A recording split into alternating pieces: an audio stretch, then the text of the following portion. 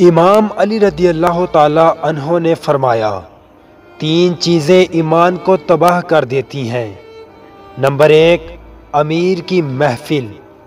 Number 2، عورتوں سے محبت۔ نمبر 3، جہلوں سے بحث۔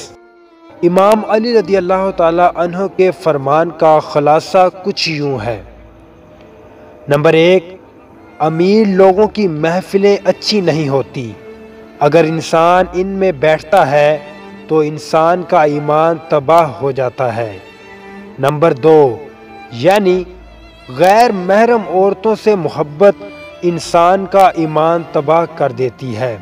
نمبر 3، یعنی دین کے معاملے میں کسی جاہل سے بحث کرنا اور برے سوالات کرنے اور ان کے جوابات دینے سے انسان کا ایمان تباہ ہونے کے چانسز ہوتے ہیں۔ دین کی بات کو شیئر کرنا صدقہ جاریہ ہے، ثواب کی نیت سے شیئر ضرور کریں۔